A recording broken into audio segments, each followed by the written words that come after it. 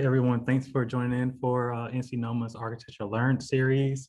Our guest today will be José Gámez. He's the Associate Director of Research and Graduate Programs at the COA+A at UNC Charlotte. His research is heavily rooted in culture, in architecture, and urban design.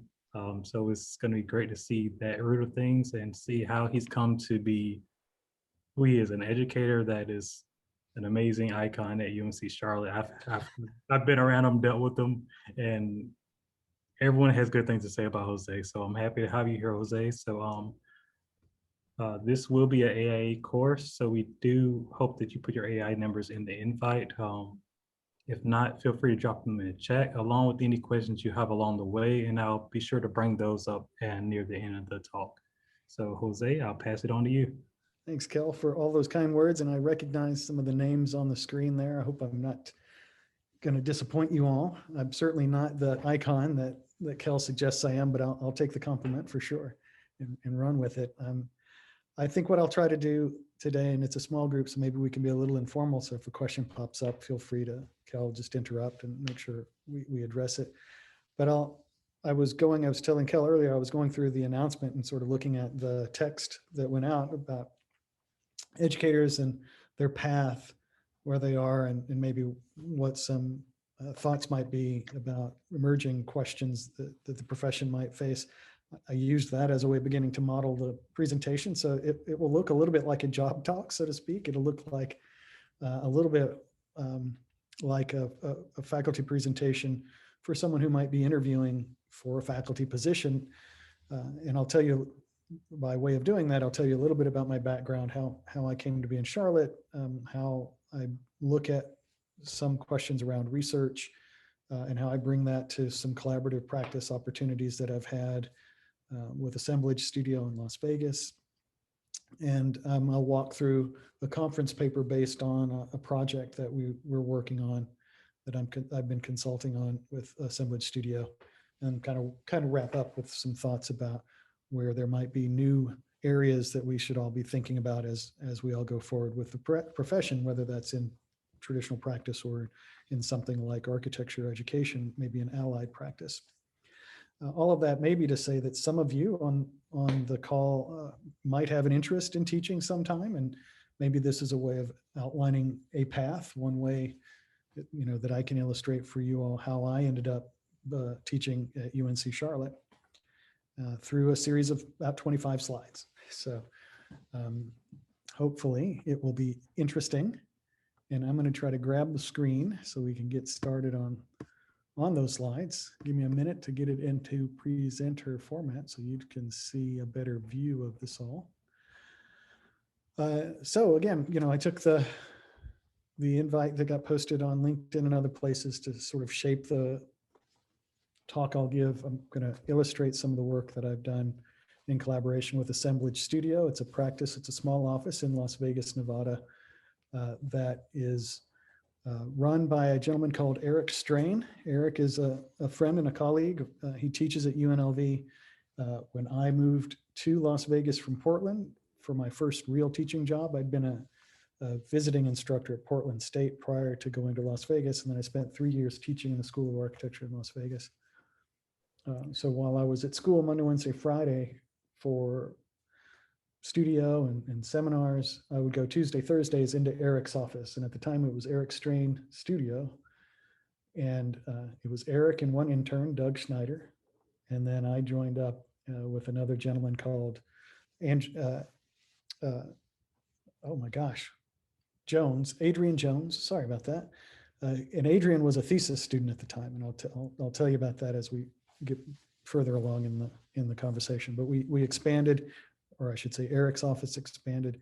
And over the 3 years that I collaborated, he changed the name from Eric Strain's Architecture to Assemblage Studio, in part to reflect the idea that his approach to creating design teams was to assemble an interesting set of people who could go after a project. And sometimes that meant an academic, sometimes that meant another practitioner, could be a landscape architect, could be an engineer, et cetera.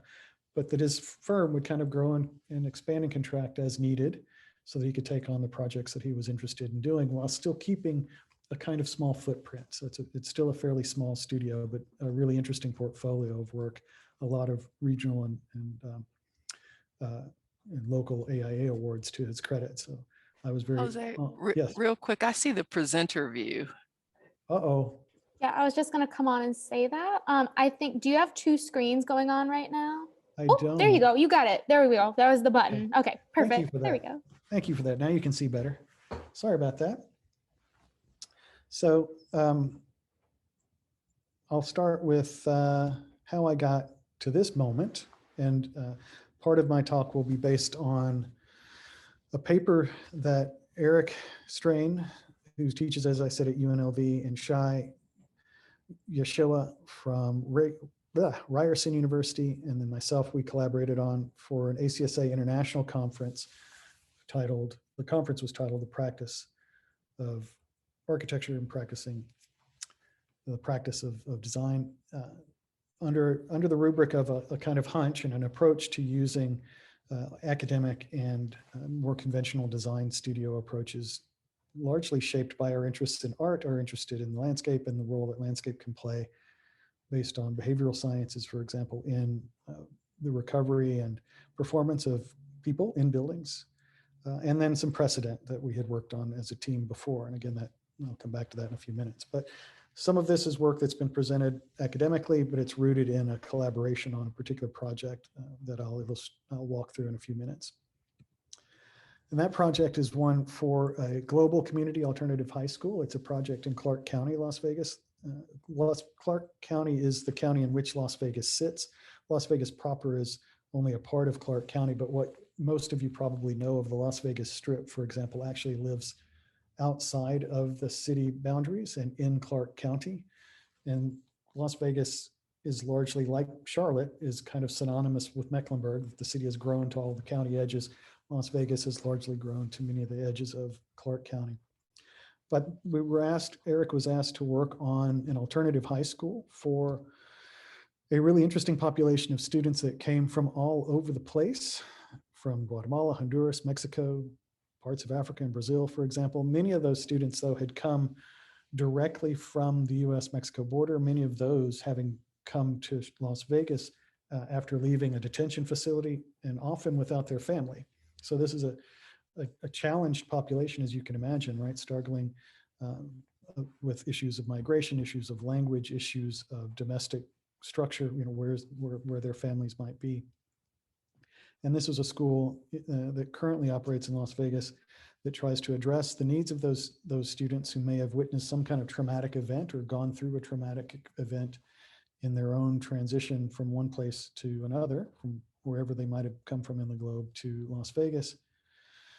And Clark County School District was now beginning to think about building a new high school and moving out of an existing a building that wasn't quite meeting the needs of this particular clientele. So Eric was asked to develop a proposal for this. He invited myself and Shai to collaborate on a charrette, and I flew out to Vegas a couple of years ago in January, and we spent a few days charretting with some student interns to come up with a design proposal that tries to address this really complex and interesting set of demographics. I'm going to step back for a minute and talk about Rem Koolhaas and Brittany Spears. Most of you probably know who both of these folks are. Arguably, Brittany's not an architect, and some folks might even say that Mr. Koolhaas is not a very good architect. But this particular slide is the slide I showed when I was interviewing for my job at UNC Charlotte. And it reflects a little bit maybe the way that I was approaching architecture when I was in Las Vegas. And that is to say that I was looking at the kind of global environment that Las Vegas represented and the culture around design that was emerging and the culture of celebrity that was emerging, so much so that it would create the situation in which Rem Koolhaas might grace the cover of something like Wired magazine and guest edit the ultimate atlas for the 21st century, right? That seemed interesting to me, that architects were getting caught up in this larger cultural landscape of image production and knowledge production, or you might say in some cases, the critique had been the look of information, whether it was real or not is yet to be debated. But that was one way of me situating design within a larger context, right? Design and architecture within this larger cultural field, within a global landscape that I was interested in seeing how it impacted us, how culture shaped the role that architecture might play in by extension, or vice versa, how architecture might shape culture, generally speaking. See if I can get my, oh, whoops, sorry. So as you might know, the project that Mr. Kohlhaas worked on, the Guggenheim that was in Las Vegas at the Venetian, is no longer there. So some folks began to describe this as yet another lesson to be learned from Las Vegas, kind of playing off of the work of Venturi, Scott Brown, and Eisenhower with their book, Learning from Las Vegas.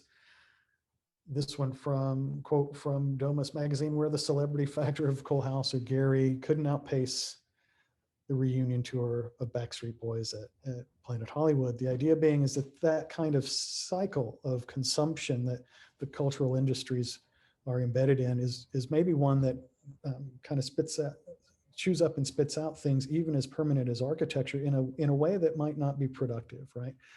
So the Guggenheim project lasted less than a decade, despite the amazing amount of financial and other kind of investment that might have gone into it, maybe because the process by which it came about might not have been the most appropriate for the way that we want to approach architectural design long term. That connection to cultural consumption, to culture itself, and the relationship it might have to architecture started for me as an undergraduate at Texas A&M. So for many of you on this call, you may have had a similar path, right? That I started at a small college called East Texas State, and then I transferred to Texas A&M to go to architecture school. And from there, ended up going to California for graduate degrees. Excuse me. But my experiences at A&M shaped to a large extent the questions that I was asking both in graduate school and now as an educator. And they're all tied to this question of culture. In part because in third year fall of my undergraduate, I've got my first F. I got an F on a project, the first one of 14 that were due that semester. And it really kind of rocked my world a little bit. But I learned two things from that first project. One was that design required a form of research that I had not anticipated prior, and that design fundamentally impacts people, we hope, in positive ways. And those are the ways that I began to couple my interest in culture and the relationship of design practice, or the practice of design, in the mix of things like ideas, concepts, ideas about the production of landscape, how art and culture might play into it, and ultimately what that means for buildings. So back to Las Vegas and the Global High School, I was invited out there to collaborate on a charrette. As I mentioned, we had talked with the principal from that school. We understood from her experience and the teachers' experiences that we got to share that those students that were coming were often largely on their own, and they would use the high school in ways that most traditional high schools can't be used. They needed them after hours. They needed to be able to cook. They needed to be able to live and work and play almost in the schoolyard in ways that most traditional high schools don't allow. And it gave us some ideas, a kind of hunch, you might say, an intuition about traditional classrooms, what needed to change around those classrooms to meet the needs of these kinds of students, or maybe more appropriately to the benefit of all students, if we were able to begin to think about how labs and classrooms could be blurred. Rather than segregating kinds of tasks, could they become merged? Could things live and nestled and integrated with one another? And the same might be true about blurring distinctions between the indoors and the outdoors. That borrowed from a second hunch, right, that we might want to go back to an earlier project that we collaborated on in the early 2000s called Lynn, Bennett, or the Early Education Center, which is an extension of the education department at UNLV. Eric was invited to be part of a invited competition for that proposal. And that's when he brought me in for the first time as a formal partner, so to speak. And we brought Adrian Jones, a thesis student, a student I thought that was particularly skillful with complex programs, and this one being an educational facility. The four of us, Eric, Doug, his intern, myself, and Adrian, collaborated on a campus within a campus scheme. This was going to be a learning and research and education center on the UNLV campus, intended to provide students in the education graduate program an opportunity to study actual children. So it would be an active daycare for the faculty, but it also became a research venue for the folks in the School of Education. We took the approach of breaking down a 20,000 square foot building into a series of small buildings, a kind of campus within a campus, again, to create a kind of high quality and identifiable set of outdoor spaces that would be hopefully helpful for the students of the school of various age groups from pre-K to about sixth grade, I believe it was, over time. In the beginning, it was pre-K through third grade. And the idea, again, was to get away from an institutional model that housed everything under one roof so that you could have multi-generational age groups, but segregated so that you could address their learning needs independently, but around a shared courtyard. And the idea that we could use the landscape itself as a way of doubling the square footage of each classroom, right? So each classroom got its own private garden, which essentially was the footprint of much of the interior. 2/3 of the year in Las Vegas, you can roll up garage doors and you can live indoors and outdoors just fine as long as you're shaded. So this was a way of gaining some added program space. It was a way of integrating indoors and out to provide flexibility for different kinds of learning styles. And it was a way of beginning to try to create a unique campus, so to speak, that played off the idea that this was a setting within a larger campus. We had some ideas in that project that we thought needed a little bit more justification, so to speak, right? We needed to go back and look at that project. We knew it was successful. We knew that the teachers and the faculty there liked it a lot and it was working well, but we tried to then find empirical evidence, research that would benefit the idea that we could use that approach again, but in a different context and with a different student body. In this case, students for the global high school. We took an approach to sort of stealing ideas, poaching ideas, research from other areas that both maybe helped us understand what was working well with Lynn Bennett, but helped us think about how to approach the campus environment that we were looking at for the global high school, largely around wellness, mental wellness, how to work with a clientele, a student body, a demographic that, as their principal had said, had witnessed or experienced traumatic events prior to arriving in Las Vegas. And we turned to behavioral science, in particular restorative attention theories that posit natural environments, even just views to natural environments, as restorative opportunities to allow someone's attention to recuperate and then by extension, someone to perform better, either in a professional and office environment, or in our case, in an academic environment.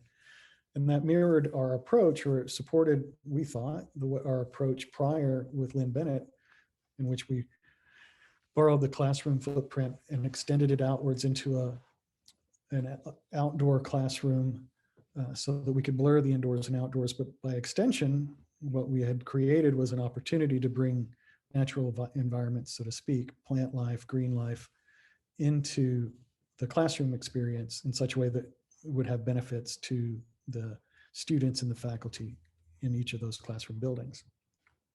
So we took a similar approach with the Global Alternative High School, a design process that was focused on the integration of indoor and outdoor spaces, maybe the dissolution of programmatic spaces, lab and classroom, to try to blend and blur environments a little bit, and even on the interior, but really beginning to draw more directly from research that says contact with nature directly impacts the performance of people in their work life, in their mental wellness, and by extension in the academic world, based on things like attention restoration theory, right? There were other benefits, right? It allowed us to begin to think about circulation as something that could be all outdoors. So we weren't trying to heat and cool circulation. It allowed us to think about gardens as places for outdoor experience and recuperation. We also looked at a lot of statistics around the rise in student anxiety nationally. And we looked at the statistics around sleep deprivation, for example, often caused by stress, and what that might translate to relative to other kinds of mental limitations like alcohol impairment, right? So all of those nights when you all stayed up all night in studio, what you were actually doing was making yourself look like you were a drunk trying to draw your building the next day in class. You were diminishing your capacity to pay attention and to actually function at a high level. And there's a good bit of science now that will tell you that that translates to a loss in your creativity, a loss in your innovation capacity, and by extension, your ability to perform at a high level and to pay attention over time. That translates obviously as well into the school environment for test taking and other things.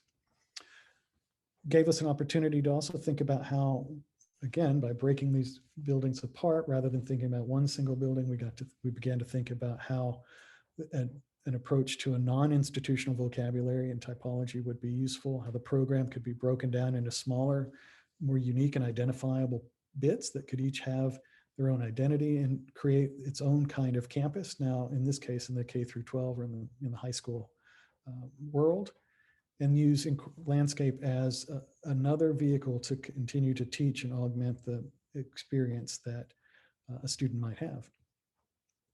Again, borrowing from research, in this particular case, for example, of a paper by Rita Berto, Exposure to Restorative Environments Helps Restore Attention Capacity. She did a series of studies, qualitatively based, but empirically studied, comparing views to nature to urban views, views to nature to geometric patterns or abstract patterns, and pictures of non-environments, for example, urban areas, geometric or abstract textures, were in her data not restorative, meaning they didn't give you an ability for your mind to rest, to recharge, build that capacity to return to task.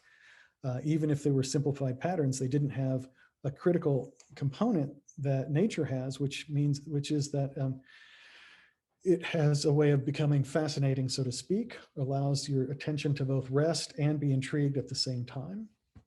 And that can be renewed, and it allows you to renew your attention in ways that differ quite significantly from anything that's human-made, so to speak, urban or geometric, in order to be able to, again, more accurately predict that someone's attention could be focused themselves to return to a particular kind of task, even if it's for a handful of minutes or not necessarily having to go into nature for hours and get away, but the ability to look up and out onto something natural that has natural qualities, provided a way of addressing mental fatigue. By extension, we were looking for opportunities to use that as a way of saying, well, this also might be a way of calming someone's mental capacities, addressing a traumatic situation in order to give people an environment that was calming and that might produce greater opportunities for mental wellness. Some of the ways that translated to the site design was that, again, we have integrated courtyards throughout. We've got buildings on multiple levels that open to some kind of exterior space, labs and science and classrooms, all sharing open spaces and views to the outdoors in ways that allow us to increase someone's ability to focus on something other than a textbook or a screen. And to begin to then use the landscape as an opportunity to both be a kind of outdoor classroom, but to have it also be productive in ways that might lead to new curricula. For example, the opportunities for gardens, an orchard, for example, opportunities to grow things that could then be used in a culinary experience as a classroom environment for learning, but also as a way of beginning to introduce healthy foods into the cafeteria of the school itself. A quick cross section of one of those situations where even a multi-story building having opportunities to open onto shared courtyards or on a second level to balconies that overlook another courtyard or have access to rooftops that act as outdoor patios, outdoor spaces. Opportunities to bring fresh air and natural light into the building. So there's an environmental strategy that folds into this quite easily. We're still working on the details of some of that, but the idea that we could use vegetation, for example, to help mitigate some of the heat island effect on the site. It might also allow us to think about shading and evaporative qualities in the landscape that could provide a cooling effect as we open buildings up onto the landscape. And again, in a place like Las Vegas, if it's not August, when school is not typically in session anyway, 2/3 of the year, you can live indoors and outdoors quite comfortably. Another image, just again, how the environment begins to be a kind of landscape for learning. Part of it to be planted, we were thinking with native species rather than invasive species. So there's a way of beginning to think about the natural and historic ecologies of the land. Areas that allow us to cultivate native plants. Ideas about an enhanced opportunity to create community and connection through landscape, places to gather. And that might also lead us to ways to use that landscape as a way of collecting not only people, but things like water collection for irrigation and gray water uses in the building itself. So beyond the traditional notion of nature as something out there and separate from us, one of the things that we were finding in a lot of the readings was that many people who described their experiences with nature in the variety of studies from environmental psychology that we were looking at would describe their experiences in ways that saw themselves as connected to nature and that had a way of resonating with their wellness. It wasn't that they were separate from natural environments, but somehow those natural environments fed them in ways that helped them have a greater sense of themselves and by extension, a greater sense of well-being. And so nature was integral into the sort of identity of folks that were studied in a number of these studies that we were looking at.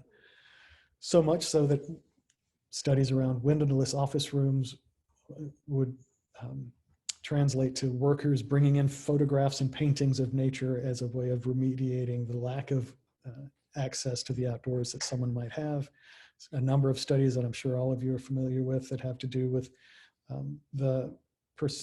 the ability to perform at a high level in a student environment, a student testing environment, right? That classrooms with natural light and a view to the outdoors can enable students to improve their test scores by up to 20% versus a room that has no windows and no natural light. And so there are real benefits both on the, you might say the performative side, but also on the health side for these kinds of strategies.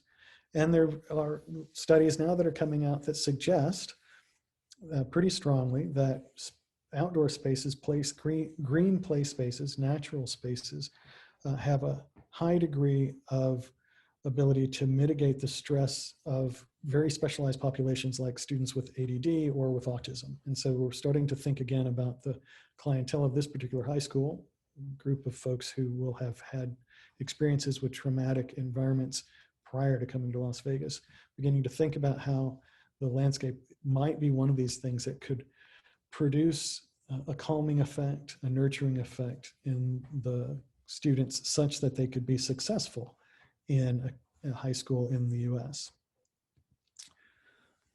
That's one way that I think architecture is moving to address questions like these. How can design education be more relevant? There are a few schools in the country who've begun questioning the role of the traditional design education. Few of them doing very much, but Arizona State in particular underwent, maybe going on about 5 years ago, a complete redesign of its design school, as that image on the left might suggest, right? Where they were challenging conventional models of design education from graphic design to architecture, for example, with the idea that relevance would be at the core of the curriculum and that things like emotional intelligence might be right at the top of the learning outcomes. And then, you know, quotes from their alumni that say, you know, don't teach people how to be a blank as they move through the studios, right? A way of beginning to think about the skill sets that are needed to be collaborative, to be relevant in the marketplace and in the office, and to be equitable, right? To bring an openness to difference in ideas in a way that maybe historically the design education hasn't done quite in the same way. Woodbury University approaching something similar, right? To begin to try to create a craft a curriculum thematically. A couple of years ago, they took on the question of housing in California. Woodbury's in Burbank, California, eastern edge of Los Angeles. Housing in California, as you all might know, is crazy, outrageous expensive, right? Which means there's a huge issue with affordable housing. And of course, Southern California has one of the highest houselessness rates, homeless populations in the country, precisely because there is very little even middle-class affordable housing, much less housing for anyone in the lower economic strata. It's also something that the UN has called a human right, that housing should not be a commodity. It should not be something sold on the marketplace and used as an investment strategy, but rather it should be something provided to folks almost as if it's infrastructure, right? Big global issues now beginning to shape the curriculum at some place like Woodbury. They've done this thematically with other things over the last few years, but 2 years ago they were focused on housing. These are ways of beginning to try to be relevant, right? They're relevant to the professions that we share. They're relevant to a larger culture, the society that we share, and they maybe are relevant to a larger set of global challenges that will need to be addressed. And architecture and design will need to be at the table for those conversations. These are challenges that can't be solved without architects involved. Of course, the climate challenge that we're all facing is increasingly pressing. SNOETA promising to take its buildings carbon negative within less than 20 years now, because that's from 2019, so about 18 years from now. A variety of the Net Zero Project from EdMed's RIA, Architecture 2030, things that I'm sure many of you are participating in, but the idea that we would begin to focus our practices in ways that try to address the climate crisis might suggest that design education ought to be at the forefront of that as well, right? That maybe perhaps design education should not be about designing buildings in a conventional sense that require mechanical systems that are connected to a grid, but maybe we're looking at alternative models. Maybe they're increasingly less alternative that don't rely on a grid, that focus on passive strategies and aim for carbon neutrality, if not net zero. All of that is the kind of stuff that shapes the work that I've been doing now, either as an educator or as a consultant with Assemblage Studio. It's a model of scholarship that goes beyond advocating for, social justice or for climate change or advocacy. It goes beyond service. It's a kind of scholarship in which research focuses on issues of public significance. And perhaps maybe one of the differences between this kind of research and others is that it's not aimed at staying in the classroom. It's aimed at producing a product that's relevant for and accessible to a broader public, whether that's our clients, whether that's the inhabitants of the buildings, the users of the buildings that we work with, or whether that's a larger question about a third-party public that maybe goes beyond health and wellness or health and safety criteria and building codes. That's been my trajectory, right? That I started off with a studio and my undergraduate experience that made me realize that looking beyond architecture for some answers, research, was going to be necessary to be an effective architect in my mind. It led me through graduate school, of course, and certainly to this point in my own career where I'm consulting and practicing when I can through the generosity of folks like Eric at Assemblage Studio in Las Vegas. But bringing that scholarly approach to the design practice that he has in order to address a challenged group of folks at the global high school. And that question of culture is still at the center of it, right? But the question now is, how do we address the demands of very specific cultures or the needs of very specific cultures through the architecture that we produce? I'm going to stop sharing and say that's it for me right now. And, all right. Questions, I guess, or conversation. All right. Well, thanks, Jose. I think one important thing you touched on was the idea and the role of research in architecture, that architecture isn't just designing buildings. It's based off of, so it's a product of research, and it's also something that produces more research. So once you design the buildings, you can build a form and then learn from it and improve upon it. So one of our questions was from Melanie, and how would you redesign the studio bay in order to address outdoor connectivity and student stress? And how would you design the studio bay to make for new ways of learning? That's a great question. And in fact, we've been talking about that in the School of Architecture for a year or so now, around the conversation about how to address questions of climate crisis in general in the curriculum. And I think part of it is curricular, right? Is, whether or not the studio is central. It's, does it need to count 6 credits when everything else is 3 credits? So that we maybe push people out of the studio more often so that they can enjoy the benefits of a campus community in a new way. But so that would be, so without rethinking how we would teach, it's hard for me to imagine what the new studio would look like. So to and Melanie's an educator, I'm sure she knows the struggle, because the kind of spatial conditions that we have, for example, at stores where we have views to the outside, but we don't have much connectivity, right? We don't go out there much. That inhibits our ability to take advantage of the quad that's just beyond. And so if there were ways of pushing the outside edge of that building into, or the perceived edge of that space outward, so that we could actually go outside for part of the class, which I've done from time to time. It's not very convenient right now. So it might be partly a way of beginning to redesign the quad. How do we get power out on the quad? So if someone's laptop dies, they could still work out there. We had an opportunity with the urban design program several years ago, 2015, 2016, to travel to Rio de Janeiro and work with the Pontifical Catholic University. And they occupy a very small piece of the far end of what's called Zona Sul, the southern zone, which you all probably know as Copacabana and Ipanema and all those beach towns down there. Their campus is down on the western edge of that. And it nestles into a hillside. We were there over the summers and we were borrowing space, but our students were collaborating with the students from Brazil, and quite often they would walk out onto campus because it was wired, and they'd go get coffee, but they would take their laptops and sit outside under the trees on a bench and in the grass working, right, on their laptops, pointing out to the fact that we didn't really need the traditional studio at all. But the idea that the campus itself was the classroom, not in that case, not deliberately, right?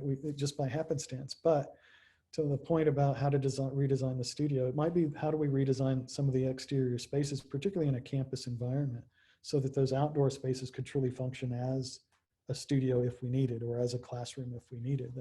That might mean providing solar collectors and a power station, for example, or it might mean creating atria or something inside a building so that you could open up edges and get natural light and kind of move in and out in ways that allow us more fluidity. But it might get us away from the traditional sit at a desk for 3.5 hours, 3 days a week model. And I think that requires a slightly different pedagogical approach. So I didn't answer Melanie's question very well, or whomever's question that was, but I think it requires us to rethink how we teach a little bit as well. And then the two things can get resolved maybe simultaneously. That definitely makes sense. I think that COVID also helped start rethinking how the classroom's set up, how we learn, and it's shown that sort of flexibility that students and teachers had to show in order to keep moving forward. So, all right, so we have a question that's, do you consider that school project a prototype? And if so, would you consider it limited to a challenge population or recommend this approach to evolve? That's a good question. And we went back to the Lynn Bennett project, which is built and sits in the middle of UNLV's campus, because we had done some things in that project that we thought would apply to this one. And that was partly through going back and visiting that project in previous years. We haven't done a formal post-occupancy evaluation, but we have interviewed the staff and the director of that program and gotten really positive feedback about the relationship of the environment. And in fact, it's one of the things that they use when families come and want a tour. They don't talk about the classrooms, they talk about the shared courtyards, and they talk about the kind of playground as a learning experience. And so we knew that was hitting on something that probably went beyond us just getting it accidentally right. Part of it in the beginning was that, the population, very young kids, don't like to sit still. So we were like, well, how are you, 8 to 5 sitting at a desk doesn't work for, Kathy's nodding, that doesn't work for a kid, right? So again, the question about pedagogy has to be rethought a little bit. We were suggesting that maybe if you had an indoor and outdoor space, you could burn kids' energy by moving around a little bit, extending the opportunities for them, not exactly always to play, but to use the play space as a learning environment, and help balance the need to be active with the need to learn. So in that sense, I think that there might be something that is applicable to a lot of different learning scenarios, K through 12 scenarios. Climate, region, those things are going to play into it, right? Because there's, again, we could do that with Las Vegas because the students aren't there in the summer when it's 120 in August, but the remaining months of the year when it's not too cold and not too hot, it's perfectly fine to open up those doors and play outside, and with a little bit of shade in the late spring or early fall, you're good to go. That may not be true in every climate, so we'd have to think about how to adapt something like that. But the idea that there might be a relationship indoors to outdoors is one that I think we would hang on to, and it's one that we took to the global high school. I think what might be beneficial to a broader audience is the idea that, well, it's a little bit like ADA, right? When you make a building accessible to someone of limited physical means, you kind of make it accessible to just about everybody, right? The benefit of that kind of move, that if we remind ourselves, had to be legislated. We didn't do that on our own, right? Folks came in and said, you're going to do that. Here's the code, here's the law. The benefit of doing that is it makes it more accessible to everybody of all age groups and of a range of attributes. I think something similar is going to be true as far as I can tell from the studies that come out from attention restoration theories and from the behavioral science around access to views and natural light, is that folks who don't suffer from ADD benefit just as much from the strategies that might benefit someone with ADD. The strategies that might be focused around wellness and healing for a particular group, like the students at that global high school, I think would have the benefit of benefiting anybody, whether or not they came from a traumatized environment or not. They would get the same, they would get similar, maybe not the same benefits. And so I do think that there are some things about the relationships between indoor and outdoor that could be replicated for different audiences, for sure. All right, so thinking about time over this last year and the struggles that sort of came about from that, what are some of your lessons learned, and how do you think about applying that in the future to time when students are returning to campus? We're trying to figure out what the wins have been. They've been few and far between with COVID, but there are things about scheduling and access, right, that some of them are pragmatic, and this will bore you a little bit, but getting a large classroom on campus is really hard, and the architecture building doesn't have one big enough for some of the demands of classes that we have, so we'd always have to go to another building, which is kind of a drag, and we'd have to conform to their schedule when it's available. That's a drag for a lot of our students and staff and faculty. Well, a large classroom can be held like this now, right? And it's, if you're in a room of 200 people, having this kind of environment, a virtual environment, isn't any worse, might even be better in many ways for the material as a large auditorium might be. So the other advantage is that gets away from the necessity of dealing with the complicated schedule of the university, and we could begin to think about models that could be more flexible for our own students. Can we pre-record some things and offer them on someone's own time, and then do discussion sections so that we get an in-depth conversation about a topic rather than just a lecture when we meet in person, so to speak. So I think there's some things about the tool that will allow, the computer and Zoom, for example, that would allow us to think about how we would handle some of our lectures potentially in a new way. It's connected us with other schools. In the fall, I collaborated in a studio with students from Florida A&M and from the University of Bahamas, and we would all meet 3 days a week online for the studio project. And so the kind of collective engagement that we can have is expanded. We had this technology 2 years ago We just didn't think it was necessary to connect with people outside the institution in that way. And suddenly Zoom made us realize, oh, you know, at this point, I don't think I'll give that up. Even if we come back in person, I think there will always be I will always try to integrate an opportunity to have someone in some other destination be part of our conversations on a regular basis, because it adds so much to the classroom through whatever vehicle, whether it's Zoom or Google Chat or whatever. So that might change how we organize studios a little bit in terms of how we might teach. It certainly opens up the opportunity for a range of learning and enrollment capacities, that some courses could be offered whenever, you know, on demand, and other courses might have a more structured, more traditional format. Some might be hybrid, some might be in person, some might be online.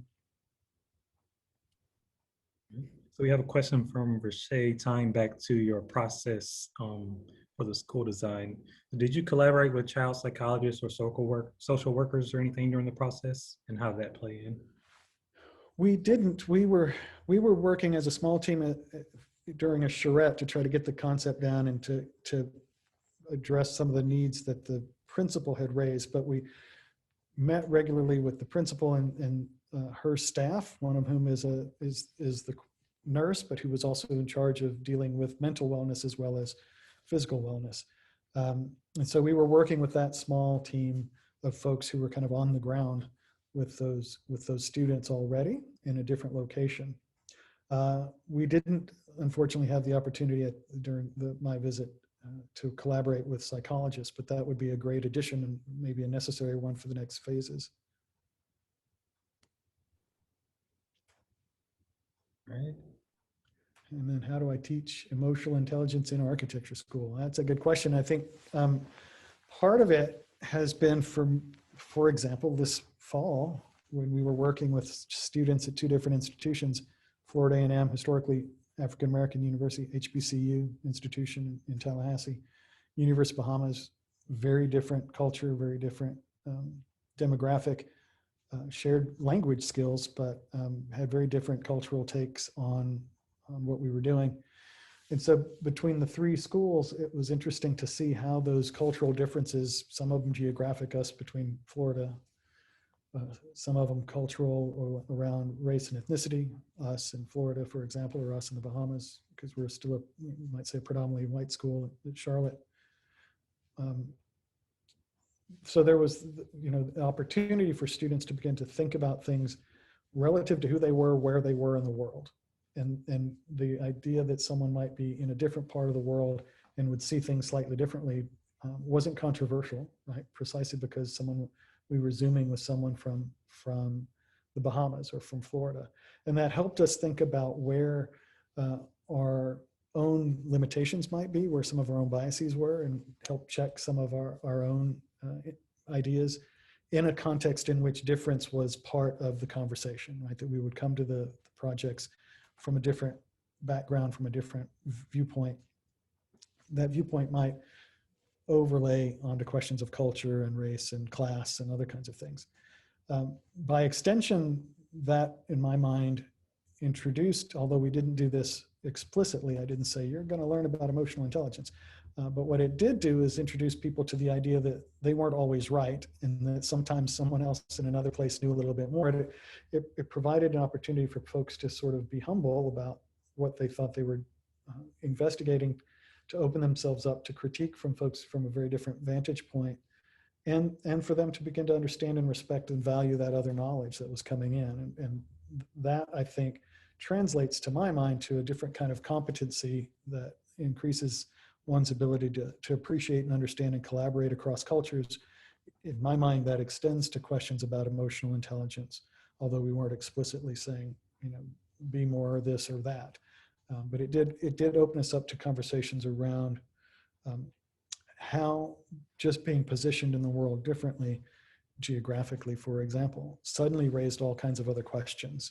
And it made us hopefully understand that our view here isn't necessarily the same as it might be in Florida, even though we're the same time zone and region, certainly not the same as it might be in the islands, in the Caribbean or the Bahamas. Right. So we talked about your pathway to architecture. So could you talk a little bit about your current role at UNC Charlotte and some of your goals and plans there? Yeah, so I'm currently now in a college position. So I'm the interim director, or interim associate dean for research and graduate programs. And as you all know, architecture has several grad programs, but we're now building an MFA in the other sides of the college that would be interdisciplinary across dance, music, theater, art history. Try to build more of a research culture, more of a graduate culture across the units in the college. So a lot of my work now is in trying to find the collaborative opportunities between architecture and dance, or dance and kinesiology, or music and math. So we're starting to look at how the different disciplines can complement one another. In the same way, maybe you might say that we were with the high school project looking to environmental psychology and behavioral science to complement our architecture work, right? Is that we were looking at the skill sets that other people have and trying to find ways to improve our own way of working.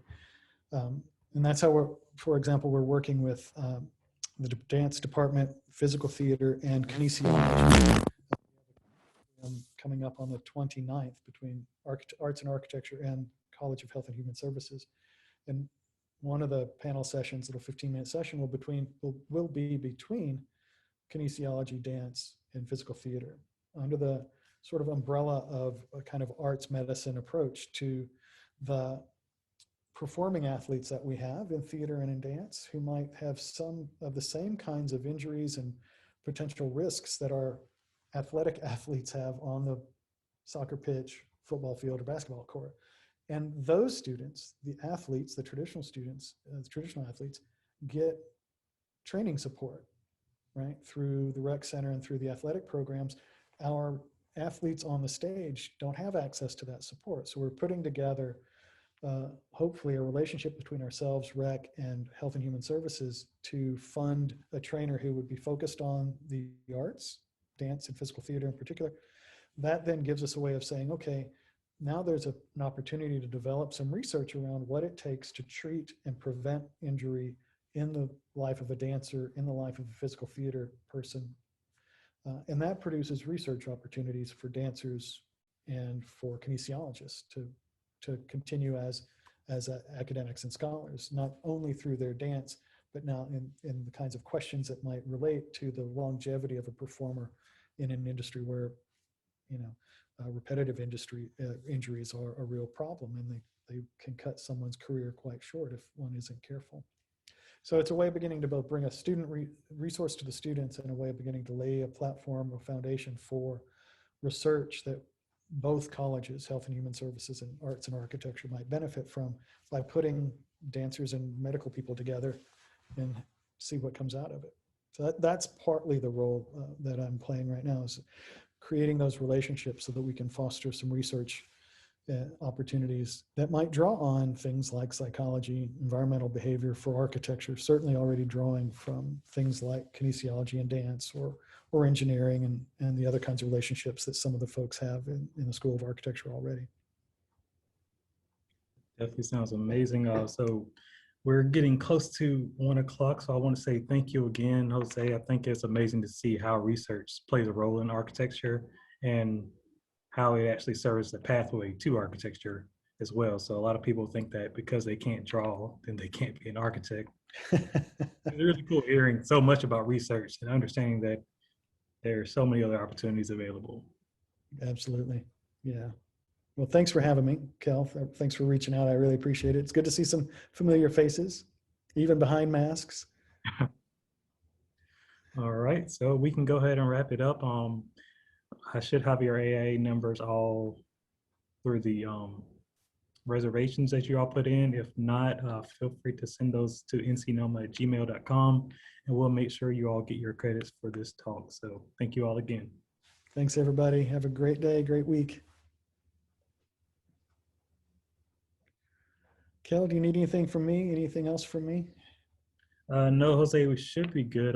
We'll have this has been recorded and everything, so it'll be added to the Gmail, to our YouTube, and we'll make sure you get a link to that too. Cool. All right. All right, man. Well, I appreciate it. Thank you again for inviting me. Thank Thanks for being here. Good to see everybody active in AIA and NOMA too. It's good to see our alumni taking leadership like that. All right, thanks. Thanks, everybody.